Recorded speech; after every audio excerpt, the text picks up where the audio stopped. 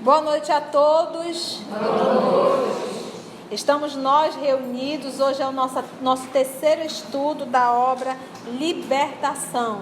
E hoje é exatamente 16 de julho de 2019. Rogamos ao nosso Senhor Jesus e aos nossos amigos espirituais que possam nos conduzir, nos inspirar em mais uma atividade, em mais um trabalho. A nossa irmã Maria Luísa irá fazer a recapitulação do nosso último estudo. Teremos o auxílio do Sr. Roger, continuando a palestra.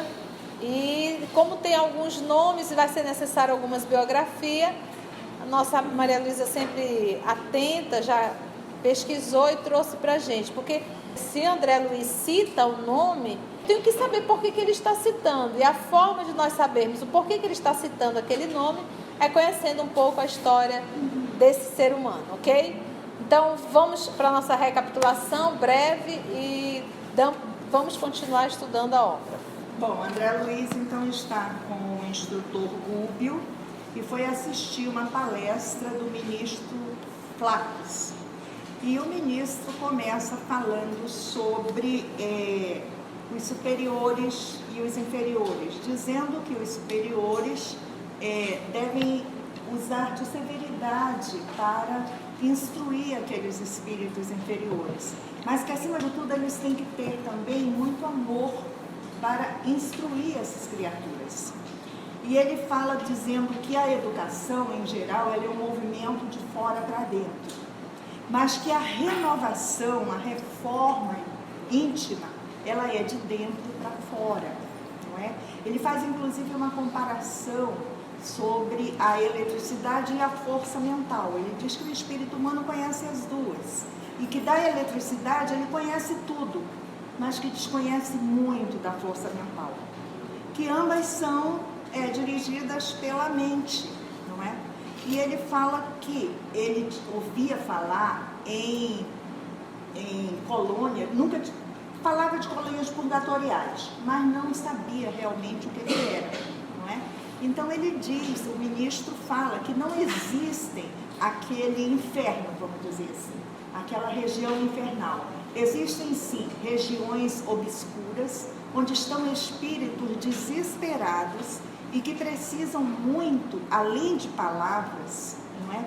De um movimento maior, ou seja, de amor, de muito amor, de uma instrução severa, mas aliada ao amor. Estamos exatamente aí. Então, o último parágrafo. Grandes políticos e veneráveis condutores nunca se ausentaram do mundo. E aí continua a palestra do nosso irmão Flacos. Como é o nome? Flacos. Vamos lá. Na voz do nosso querido irmão Roger. Péricles. Em grego, significa cercado por glória. Foi um célebre e influente estadista, orador e general da Grécia Antiga, que nasceu em 495 ou 492 a.C. em Atenas. Foi um dos principais líderes democráticos e a maior personalidade política grega do século V a.C. Péricles promoveu as artes e a literatura num período em que Atenas tinha a reputação de ser o centro educacional e cultural da Grécia Antiga. Iniciou um ambicioso projeto que construiu a maior parte das estruturas que ainda existem na Acrópole de Atenas, incluindo o Partenon. Este projeto foi responsável por embelezar a cidade, exibir a sua glória e dar emprego à população. Péricles também estimulou a democracia ateniense, a tal ponto que seus críticos o chamaram de populista. Morreu em 429 a.C.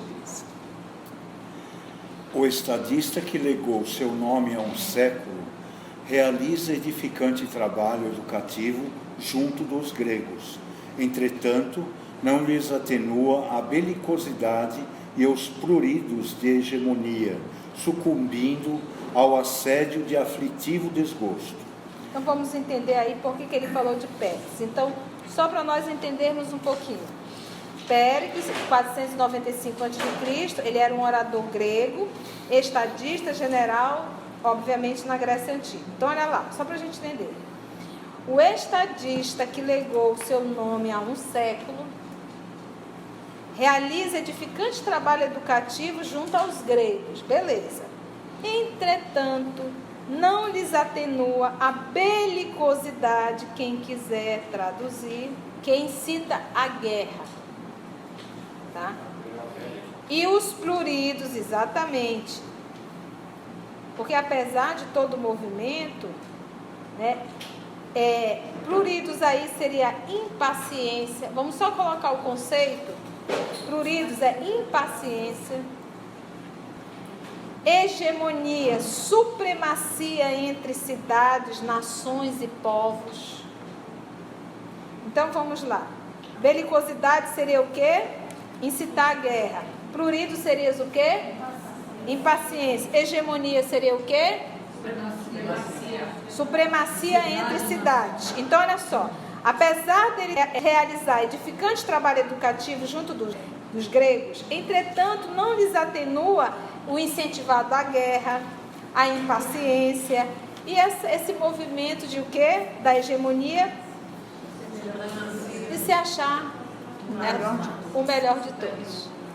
Então, mostrando que, apesar de todo esse desenvolvimento intelectual e de ser um excelente orador, teve essas fragilidades. Houve educação, mas não houve a renovação. Houve educação, mas não houve a renovação, não houve a moralização e não houve aquele movimento que o nosso Senhor Jesus sempre diz: os meus discípulos serão reconhecidos por muito se amar. E é o que nós estamos estudando no livro A Caminho da Luz. São missionários? São. Saem de lá com um grande propósito? Saem. Mas chegam aqui na terra, se fascinam com o título, se fascinam com o poder, se fascinam com a própria intelectualidade e acabam se perdendo. Continuando. Alexandre o Grande foi rei da Macedônia, que nasceu em Pela em 356 a.C. Durante a sua juventude, foi orientado pelo filósofo Aristóteles até os 16 anos. O jovem príncipe sucedeu a seu pai, o rei Filipe II, no trono com 20 anos de idade. Passou a maior parte dos seus anos no poder em uma série de campanhas militares sem precedentes, através da Ásia e Nordeste da África. Até os 30 anos, havia criado um dos maiores impérios do mundo antigo, que se estendia da Grécia para o Egito e ao noroeste da Índia. Vencedor em todas as batalhas, é considerado um dos comandantes militares mais bem-sucedidos da história. E seu legado inclui a difusão cultural que suas conquistas geraram. Fundou cerca de 20 cidades que levavam seu nome, principalmente Alexandria, no Egito. Alexandre morreu no antigo palácio do rei Nabucodonosor II da Babilônia, cidade que planejava estabelecer como sua capital no ano de 323 a.C., aos 32 anos de idade. Jovem. Continua o palestrante. O conquistador organiza vastíssimo império, estabelecendo uma civilização respeitável. No entanto, não impede que seus generais prossigam em conflitos sanguinolentos, difundindo o saque e a morte. Então ele coloca um movimento positivo, né? O que ele coloca? Alexandre, o conquistador, organiza vastíssimo império, estabelecendo uma civilização respeitável, beleza. Mas, no entanto, não impede que os seus generais prossigam em conflitos sanguinolentos, mata, difundindo o saque e até mesmo muita morte. Augusto, vamos lá. Seu nome era Caio Otávio Júlio. Nasceu em Roma, 23 de setembro de 63 a.C., e morreu em 19 de agosto de 14 depois de Cristo. E foi o fundador do Império Romano e seu primeiro imperador. governando de 27 a.C. até sua morte, 14 depois de Cristo. O reinado de Augusto iniciou uma era de relativa paz, conhecida como paz romana. Apesar de contínuas guerras de expansão e uma guerra civil de 1 ano devido à sucessão imperial, o mundo romano esteve praticamente livre de conflitos em larga escala por mais de 2 séculos. Protegeu o império, fez a paz com o Império Parta por vias diplomáticas. Morreu em 14 depois de Cristo com 75 anos. Ok. Então Augusto foi o primeiro quê? Imperador. Augusto, o divino, ele unifica o Império Romano em sólidos alicerces, concretizando avançado programa político em benefício de todos os povos, mas não consegue banir de Roma o desvario pela dominação a qualquer preço. Fez um processo de união do próprio império, mas não conseguiu moralizar a própria Roma. Nesse movimento de ter, de possuir, de comandar, de dirigir, de ser dono. Constantino, vamos ver lá o Constantino I, também chamado Constantino Magno. Seu nome era Flávio Valério Constantino, nasceu em Naíço, atual Sérvia, no ano de 272. Foi um imperador romano proclamado pelas suas tropas em 25 de julho de 306, que governou uma porção crescente do Império Romano até a sua morte. Construiu uma nova residência imperial em Bizâncio, chamando-a de Nova Roma, mas as pessoas chamavam-na de Constantinopla, em sua honra, que viria a ser a capital do Império Romano do Oriente durante mais de 1000 anos. Devido a isso, ele é considerado um dos fundadores do Império Romano do Oriente. Morreu na Nicomédia, atual Turquia, em maio de 337. Tá, e Constantino foi responsável pelo quê? Constantino o Grande, advogado dos cristãos indefesos, oferece novo padrão de vida ao planeta, contudo, não modifica as disposições detestáveis de quantos guerreavam em nome de Deus. E aí? Não lembrou? Quem foi que denominou o cristianismo religião?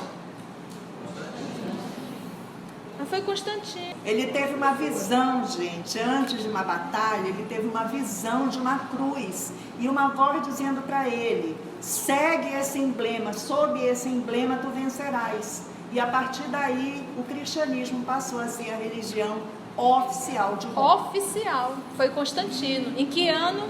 300 e quanto? 300 e um pouquinho.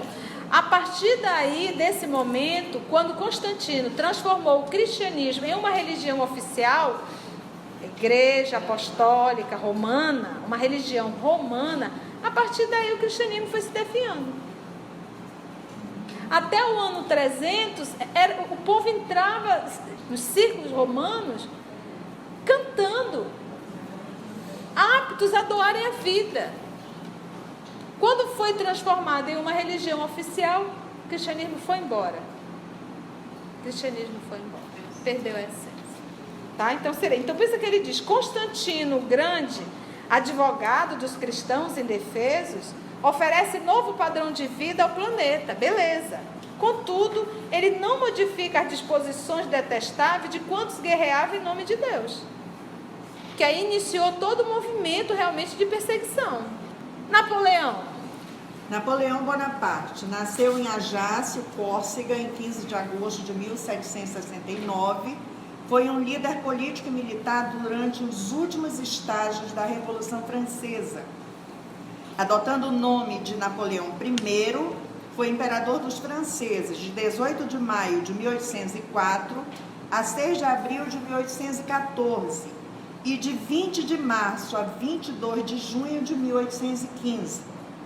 Sua reforma legal, o Código Napoleônico, teve grande influência na legislação de vários países. Através das guerras napoleônicas, ele foi responsável por estabelecer a hegemonia francesa sobre a maior parte da Europa, Morreu em Santa Helena em 5 de maio de 1821. Napoleão, o ditador, impõe novos métodos de progresso material em toda a terra, mas não se furta, ele próprio, às garras da tirania pela simples ganância da posse. Pasteur, Louis Pasteur nasceu em Dole, França, em 27 de dezembro de 1822 e foi um cientista cujas descobertas tiveram enorme importância na história da química e da medicina. Entre seus feitos mais notáveis podem-se citar a redução da mortalidade e a criação da primeira vacina contra a raiva, a vacina antirrábica. Foi mais conhecido do público em geral por inventar um método para impedir que leite e vinho causem doenças, um processo que veio a ser chamado pasteurização, em homenagem a seu sobrenome.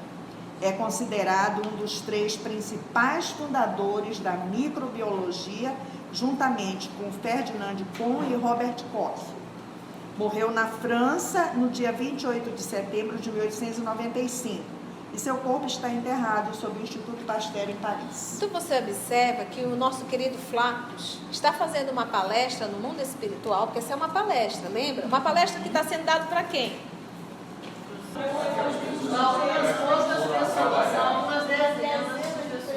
Algumas dezenas de pessoas que o que? Deixa eu ouvir, Augusto, como é que é, Augusto? Dispor-se a trabalhar, para ajudar. E que eles estariam livres para fazer perguntas daqui a pouco, voltada ao trabalho. Então ele está falando para trabalhadores, o que o nosso querido irmão Flaccus está fazendo? Você vê que ele está dando uma volta na história. Então, isso fica o quê? Gente, nesse processo de evolução, a evolução é a intelectualidade e a moral. A gente não consegue voar com uma asa só, não.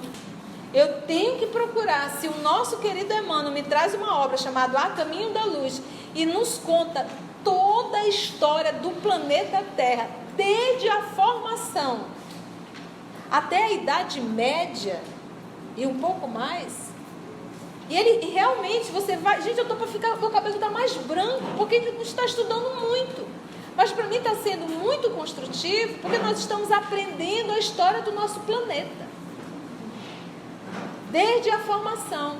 Então ele está aqui citando seres que estiveram encarnados, nomes conhecidos, eu posso até não lembrar o ano nem isso, mas todos nós conhecemos. Quem não conheceu o Napoleão? Quem não ouviu falar do Alexandre o Grande? O próprio Pasteur. Então está na nossa memória, tá? São pessoas que estão em nossa memória, são pessoas que estão na história. Fizeram grande, mas falharam. Mas também falharam. Fizeram um movimento enorme, não fizeram um movimento menor que poderia resolver um problema muito maior. Então, você vê um irmão nosso no mundo espiritual dando esse movimento na história e dizendo assim, vocês também têm que conhecer. E eles próprios, como ele diz assim, nunca deixa, estou enviando enxertia. Mas esses mesmos, de certa forma, eles fazem um movimento e se complicam com o outro. Nós, seres humanos, nunca poderemos dizer que nós ficamos desamparados. Sempre o nosso Senhor Jesus, e Ele próprio veio para nos ensinar também. Pasteur, o cientista, defende a saúde do corpo humano, devotando-se abnegado ao combate silencioso da selva microbiana. Todavia, não pôde evitar que seus contemporâneos se destruam reciprocamente em disputas incompreensíveis e cruéis. Permanecemos diante de um mundo civilizado na superfície, que reclama não só a presença daqueles que ensinam o bem, mas principalmente daqueles que o praticam. Olha só, gente. Então, fez esse movimento, falou de pessoas nobres aqui na Terra, que fizeram um grande movimento, processo de evolução na horizontal, mas ele diz assim, permanecemos diante de um mundo civilizado na superfície, aparência, que reclama não só a presença daqueles que ensinam o bem, que é necessário, mas principalmente daqueles que praticam o bem. É tipo assim, olha, lembra que ele está falando com um grupo de trabalhadores. E esses trabalhadores vão atuar sobre alguém. O que eles estão querendo dizer? Gente, tu pode ser o Alexandre o Grande, mas se não fizer esse movimento interno, tu vai te enrolar. Então é como se isso também fizesse para nós. Conceição, tu pode entender tudo de um livro dos Espíritos, tudo de um livro dos Médiuns, mas se tu não fizer um esforço para te tornar um ser humano melhor, vai perder tudo. Tu vai nadar e morrer na praia. Vai chegar no mundo espiritual mais enrolado do que quando tu daqui saiu.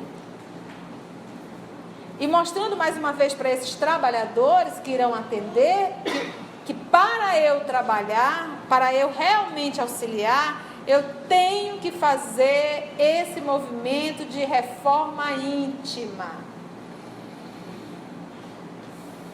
Para poder verdadeiramente auxiliar a outra. Vamos lá. Sobre os mananciais da cultura, nos vales da terra, é imprescindível que desçam as torrentes da compaixão do céu, pelos montes do amor e da renúncia. Sobre os mananciais da cultura, nos vales da terra. Olha como é que ele... Vale, já ficou a dica, né? Terra, vale, né? Sobre os mananciais da cultura, nos vales da terra, é imprescindível que desçam as torrentes da compaixão, porque só compaixão sobre nós mesmos, gente. Desçam as torrentes da compaixão do céu pelos montes do amor e da renúncia. Cristo não brilha apenas pelo ensino sublimado, resplandece na demonstração. Em companhia dele, é indispensável mantenhamos a coragem de amparar e salvar, descendo aos recessos do abismo. Cristo não brilha apenas pelo ensino sublimado, porque eu posso aqui estar falando de Jesus e eu falar de uma forma tão empolgante, tão iluminado, e Jesus chegar, brilha na minha fala. Tudo bem, beleza. Ele diz, Cristo não brilha apenas pelo ensino sublimado. Aí ele não usa mais o termo brilho, ele usa resplandece. Resplandece na demonstração. Então, na fala, eu posso falar do Cristo de uma forma e fazer de certa forma, apresentar um Cristo que brilha. Mas quando eu vivo Jesus em minha atitude, Jesus, eu falo dele que resplandecendo. É a fala do nosso querido Francisco de Assis aos seus discípulos. Vão e levem o Evangelho. Se for necessário, vocês poderão falar. Então, levar o Evangelho, no primeiro momento, é levar o Evangelho como? Exemplo. Se for necessário, você fale do Evangelho. Resplandece na demonstração. Em companhia dele, é indispensável. Em companhia de quem? Em companhia de Jesus, do nosso Senhor, é indispensável mantenhamos a coragem de amparar e de salvar. Porque para eu amparar alguém, é necessário ter coragem. A coragem de amparar e salvar, descendo aos recessos do abismo. Coragem para salvar, descendo aos recessos do abismo. E às vezes esse abismo está inclusive dentro de nós.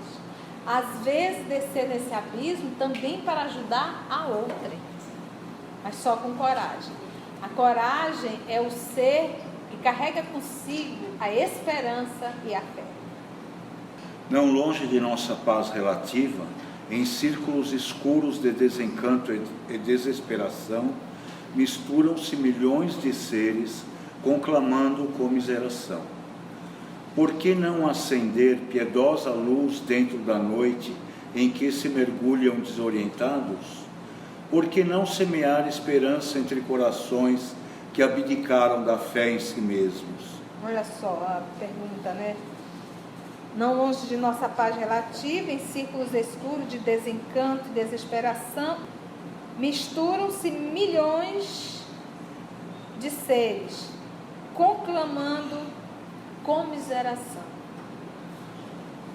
Por que não acender piedosa luz dentro da noite em que se mergulham desorientados? Por que não semear esperança entre corações que abdicaram da fé em si mesmo? Por que não ajudar? Por que não descer a esse abismo? Por que a falta de coragem? Quantas vezes te diz, vamos lá na casa de fulano fazer o evangelho? Ai, não. Eu me sinto tão mal indo lá, olha, um ambiente assim tão pesado. Não vou não. Vocês já ouviram isso alguma vez? Ah, não, me dá um medo, né? Ele tem tanto obsessor que... Nossa, não me peça isso não. Aí é isso aqui, ó. Lembra que nós estamos falando do livro Libertação? E ele está falando de um grupo que vai se arvorar as colônias o quê? Purgatoriais. Então ele diz, olha, em companhia de Jesus é indispensável mantenhamos a coragem de amparar e de salvar, descendo aos recessos do abismo. Se eu estou com Jesus, eu vou lá aplicar o passe. Mas se eu estou com Jesus, se eu estou brincando de ser espírita, é melhor verdadeiramente eu não ir. Porque eu não terei estrutura para lidar. Mas se verdadeiramente eu sou espírita, não brinco de ser espírita, e estou me esforçando e tenho consciência do trabalho que vou realizar, nós vamos descer ao abismo com coragem. Atender os nossos nem sempre exige tanto desprendimento. Você está dizendo, até porque você já está nele. E a vida te vincula de uma forma que tu não tem como fugir. Mas sair e atender outros, é aquilo assim, ir atrás de um problema, é difícil. Aquele faz parte do visita no lar, né, mano? Sim. São pouquíssimos trabalhadores. E ela diz, minha irmã, é impressionante, não tem trabalhador. Não tem trabalhador. E precisam formar um grupo para ir até a casa, fazer o evangelho, volta e finaliza aqui. E é 3, 4, 5, 6 gato pingado. 3, 4, 5, 6 gato pingado. Não tem trabalhador para visita fraterna. E quem vai, às vezes, passa mal e não volta nunca mais. Não volta, mas por quê? Está brincando de ser espírita.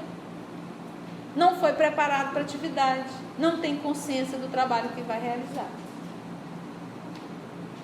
Tem que estar preparado. Você vai entrar numa casa. E o principal é a moral. Agora, sabe o que é engraçado? Eu pego essa mesma pessoa, levo ela para um forró-bodó. Eu duvido que vai passar mal. E você acha que o forró-bodó não tem espírito pior do que daquele lá? Você está vendo que é algo que é absurdo? Entendeu? Então falta amor no coração. Que é esse movimento aqui que ele diz, ó. Em companhia dele, de Jesus, é indispensável mantenhamos a coragem de amparar. Ai, eu não vou aplicar passe não, sozinho, não tem ninguém. Ah, não. Ai, não pode ter um monte de obsessor lá, eu vou passar mal, me dar um chilique, me dar uma coisa. Cadê a coragem? Mas em companhia de Jesus, tá? Ficou bem claro, antes ele colocou isso. Para aqueles que estão em companhia de Jesus. Está falando, está explicando, está dizendo, olha, não adianta só horizontal não, tem que ter o movimento da vertical. Vertical é luz de dentro para fora. Consciência do trabalho. É aquilo que eu digo, vai fazer um cursinho de 5, 6, 3 meses, 4 meses, e já acha que pode fazer qualquer trabalho espírita. Que já pode se envolver no trabalho mediúnico, que já pode ir a uma visita fraterna, que já pode aplicar um passe. E ele diz, por que não acender piedosa luz dentro da noite em que se mergulham desorientados? Por que não acender uma piedosa luz ali, levar o evangelho, orar junto, aplicar o passe e voltar para a instituição? Por que não semear esperança entre corações que abdicaram da fé em si mesmo? Porque perderam. Porque diz, semear esperança em quem não tem mais esperança nenhuma. À frente, pois, de imensas coletividades em dolorosa petição de reajustamento, faz-se inadiável o auxílio restaurador. Somos entidades ainda infinitamente humildes e imperfeitas para nos candidatarmos de pronto à condição dos anjos. Beleza, então, à frente, pois, de imensas coletividades em dolorosa petição de reajustamento, faz-se inadiável o auxílio o quê? Faz-se o quê? Inadiável. Inadiável. Nessa súplica, né?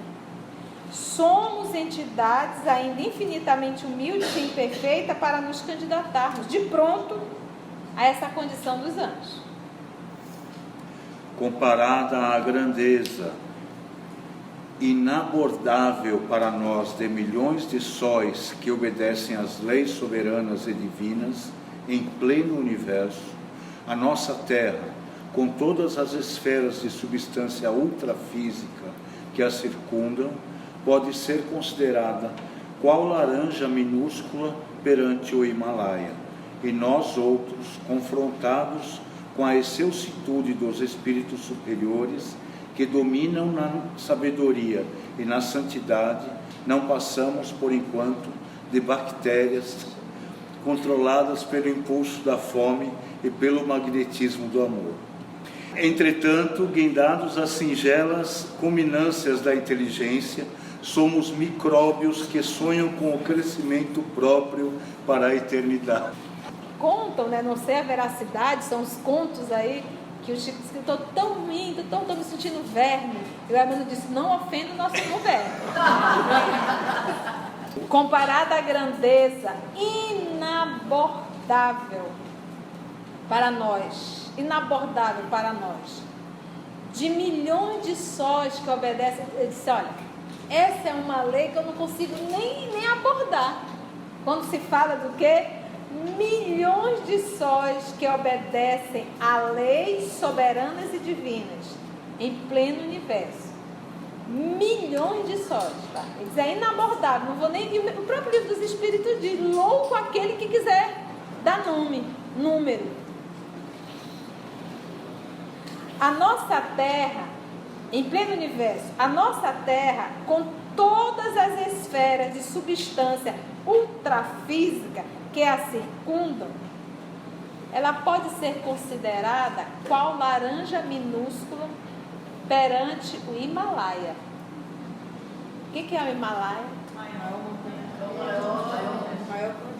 Aí pensa numa laranja lá ao lado. E nós outros, ele falou de quem? Do planetinha Terra. E quem estudou o livro A Gênese, o nosso querido Galileu Galilei, ele chama planetinha. Esse planetinha de vocês, e nós outros, confrontados com a excelsitude dos espíritos superiores, eu comparei o planeta com os demais, e agora eu vou comparar nós, isso ele falando dele, aos espíritos o quê? Superiores. Com a excelsitude dos espíritos superiores, que dominam na sabedoria e na santidade. Já tem as duas o quê? As duas asas, a intelectualidade e a moral. Na sabedoria e na santidade, sabedoria e na santidade.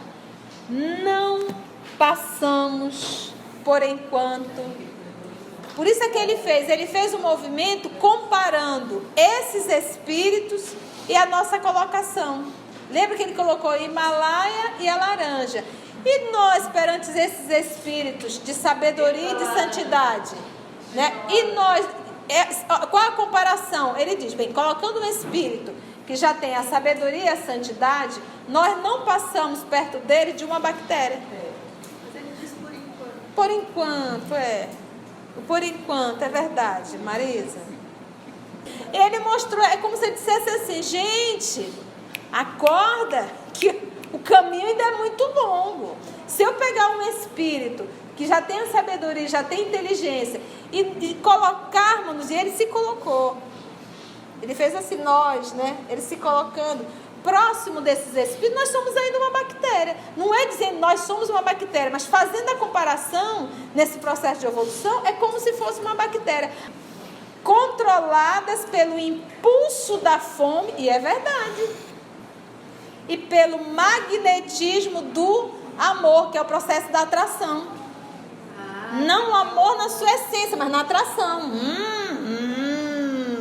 Não é a essência, é a atração.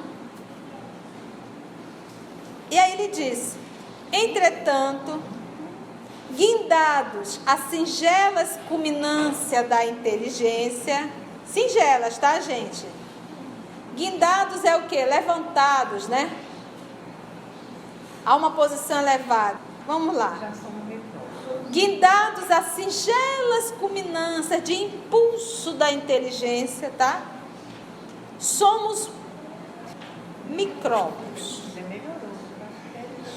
que sonham com o crescimento próprio para a eternidade. Ou seja, ele está querendo dizer que está muito longe. E lembra que esse escrito é para os trabalhadores que estão vinculados ao planeta Terra. Enquanto o homem, nosso irmão, desintegra, assombrado, as formações atômicas, nós outros, distanciados do corpo denso, estudamos essa mesma energia por meio de aspectos, a ciência terrestre, por agora, mal conseguiria imaginar.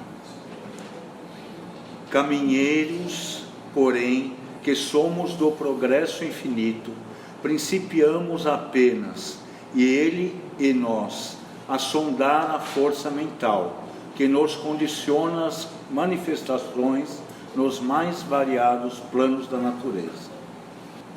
Enquanto o homem, nosso irmão, desintegra, assombrado, as formações atômicas, uau! Nós outros, distanciados do corpo denso, ou seja, na condição de espírito, estudamos essa mesma energia por meio de aspectos que a ciência terrestre, por agora, mal conseguiria imaginar. Caminheiros, porém, que somos do progresso infinito, principiamos apenas, ele e nós, a sondar a força mental que nos condiciona as manifestações nos mais variados planos da vida. Que movimento, hein, gente? Gente, foi boa a palestra de Flácios? Ainda não acabou. Mas hoje foi boa? Bactéria não faz pergunta, né, Marisa? Lembra que é comparando, fazendo uma comparação, tá? Mas lembra que ele está fazendo esse movimento de colocação mesmo. Do jeito que ele pegou o Himalaia e a laranja, comparando o universo, de certa forma, com o planeta Terra, mostrando a insignificância, exatamente. Aí ele fez o mesmo movimento, ele se colocando um espírito superior, tanto na sabedoria quanto na moral, no amor e no bem. Nós representamos uma bactéria. Entendeu? A nível de evolução, porque ele está falando, porque uma bactéria, um micróbio, ali já temos o quê? Um princípio inteligente. Ele já trabalha, já atua, já vive, já se alimenta. Respira. Exatamente. Então nessa comparação, é de como se fosse assim, olha, para chegar até aqui, o ponto ainda, o nível de diferença ainda é mais ou menos esse aqui, olha. Uma bactéria e o ser espiritual. Gente, então isso é para a gente parar assim, para nós pararmos assim, pensarmos verdadeiramente o quanto nós ainda necessitamos crescer e tirarmos essa ideia da nossa cabeça que nós somos espírito superior, entendeu? Ou espírito já evoluído. Tem gente que se acha já evoluído. E eu acho interessante, eu me lembrei do Chico, um cidadão se aproximou dele e disse assim: Chico, o Espírito me falou que eu fui a reencarnação de fulano na Roma Antiga, o imperador não sei o quê. Aí o Chico só sorrindo, né? E aí ele disse: tu? Ele disse: eu fui a pulga do leão. Foi a pulga do leão. E é interessante porque quanto mais consciência nós temos da realidade espiritual, da grandeza espiritual, mais nós entendemos a nossa insignificância. Porque você passa a ter conhecimento do coletivo. Você pega um espírito desse e diz: meu Deus. Aí alguém chega e te dá um elogio, tu diz: bactéria, amigo. Movimento ainda de evolução. Vamos orar? Orem sempre. Hoje eu encontrei um amigo que não está podendo vir às aulas, aos estudos, e tem acompanhado pelo YouTube. E ele disse assim: Conceição, talvez esse grupo que está fazendo a edição não tem consciência do bem que estão fazendo. Então, que eles possam perseverar. E aí eu peço, orem pelo grupo que está editando, para que eles possam perseverar no trabalho e dar continuidade. Porque quando uma árvore começa a dar frutos, ela recebe muitas pedradas. E dentro da nossa condição, quase sempre a gente cai. Então a gente tem que ter muita coragem e muita vigilância. Vamos agradecer a Jesus, então? Amor de nossa vida, nosso Senhor Jesus, nós estamos agora unidos em um só pensamento para podermos te agradecer por esse momento que o Senhor sempre nos oferta, de estarmos juntos entre irmãos, grupos de amigos, alguns reencontros de vidas passadas, alguns encontros, novas amizades, mas principalmente, Senhor, essa oportunidade de conhecer a doutrina dos Espíritos, a realidade do mundo espiritual, o chamado constante para nos melhorarmos, nos tornarmos pessoas, espíritos melhores. O que nós te pedimos, Senhor, é que nos ajude a enxergar os nossos próprios defeitos, a identificá-los e termos coragem suficiente para assumir a nós mesmos e trabalharmos a caminho da verdadeira paz, da verdadeira alegria, da verdadeira luz. Muito obrigada, Senhor Jesus, e muito obrigada a todos vocês, amigos espirituais, que conduziram o nosso trabalho, nos inspirando, porque sem vocês não conseguiríamos realizar esse trabalho. Muito obrigada, nosso Senhor, e muito obrigada a vocês, amigos espirituais.